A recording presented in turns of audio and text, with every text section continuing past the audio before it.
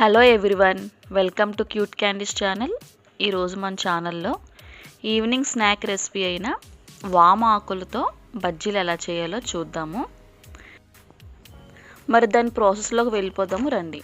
దానికోసం ఒక mixing bowl తీసుకుని 1 కప్ శనగపిండి వేసుకుని అందులో రుచికి సరిపడినంత ఉప్పు వేసుకుని తర్వాత 1/4 టీ స్పూన్ పసుపు, అలాగే బేకింగ్ సోడా 1/4 టీ స్పూన్, కొంచెం కారం వేసుకొని సరిపడినంత నీళ్ళు వేసుకొని కలుపుకొని పక్కన పెట్టుకోవాలి.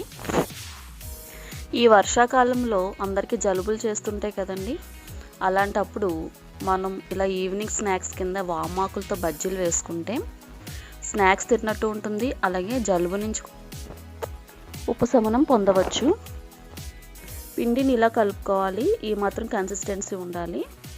నేను ఈ వామాకుల్ని ముందుగానే కోసి శుభ్రంగా కడుక్కుని పక్కన పెట్టుకున్నాను. తర్వాత డీప్ ఫ్రైకి సరిపడినంత ఆయిల్ పెట్టుకుని ఆయిల్ హీట్ అయిన తర్వాత ఈ వామాకుల్ని ఈ పిండి మిశ్రమంలో బాగా డిప్ చేసి మనం బజ్జీల కింద వేసుకోవాలి. ఈ ప్రాసెస్ అంతా లో టు మీడియం ఫ్లేమ్లో పెట్టుకుని ఫ్రై చేసుకోవాలి. అలాగే ఈ వామాకులతో బజ్జీలా కాకుండా రైస్ చేసుకోవచ్చు, అలాగే వామ్ సీడ్స్ ఉంటాయి కదా, వాటితో కూడా మనం రైస్ చేసుకోవచ్చు. అలాగే ఎవరైతే ఇండైజెషన్ ప్రాబ్లంతో బాధపడుతున్నారో వాళ్ళకి ఈ వాము లేదా వామాకులు ఎంతో ఉపయోగపడుతుంది.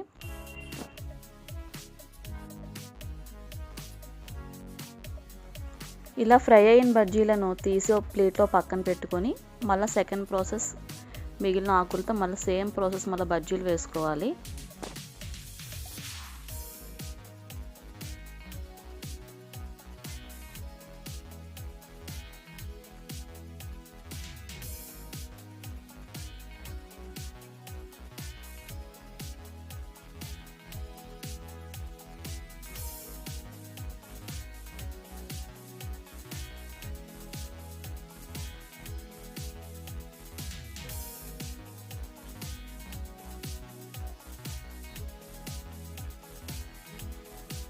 ఇలా వేసుకున్న బజ్జీలను మనం నిల్వ పచ్చడితో, టమాటో లేదా కొత్తిమీర పచ్చడితో మనం సర్వ్ చేసుకుని తింటే ఎంతో రుచిగా ఉంటుంది.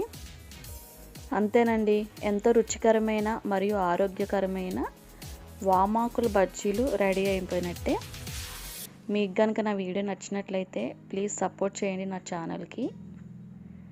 Thanks for watching.